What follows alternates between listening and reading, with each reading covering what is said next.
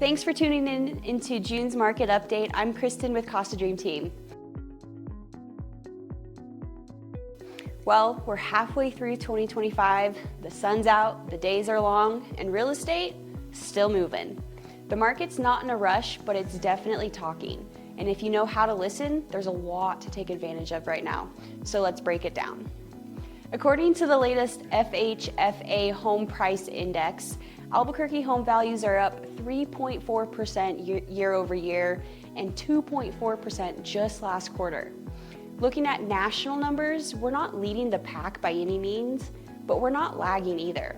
And in a market that's been, well, a little chaotic to say the least the last few years, steady is a really good place to be. The median sales price in Albuquerque in May dipped almost 2% compared to May of last year. But don't read too much into that because the homes that sold last month were smaller on average. And that likely reflects what we're seeing across the board.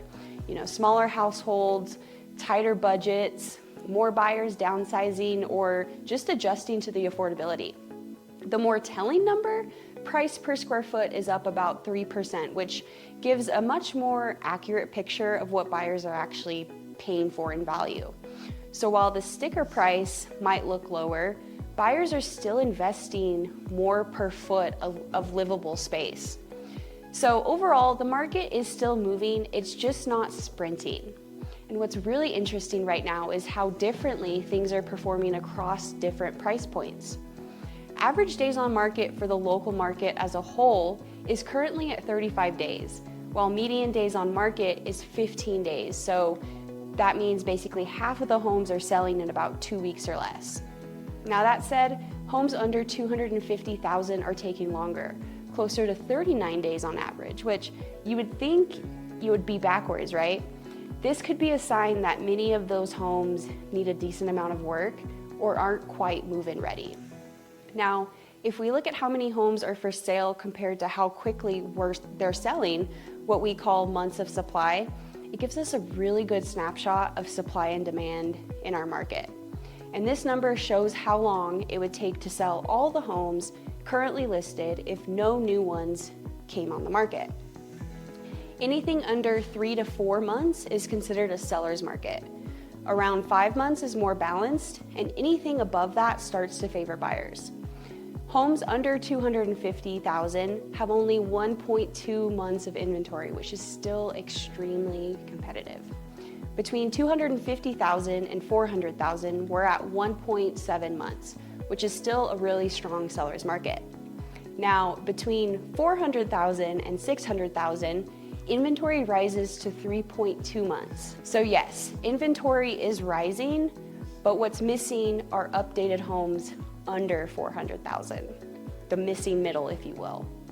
We're seeing more listings in the higher price ranges, but affordable move-in ready homes are still hard to come by. Bottom line, typically the lower the price, the faster it moves, but condition matters. And if you're selling in a higher price range, presentation, staging, and pricing strategy are no longer optional, they're essential. So switching gears a little bit, if you live in the East Mountains or own a home there, you may have heard some buzz going around about homeowners insurance. A recent Edgewood Independent article highlights a growing problem. Wildfire season is making home insurance harder to get and more expensive. Some homeowners are being dropped altogether, others are being funneled into high-cost, bare-bones, last resort kind of plans. This tracks with what we're seeing across the national level. And according to the National Association of Realtors Insurance Forum, replacement costs are rising and natural disasters are making insurers nervous, and many companies are just pulling out of high-risk zip codes entirely. Some homeowners don't always realize that once your mortgage is paid off, the automatic payments for taxes and insurance, often handled through escrow, stop too.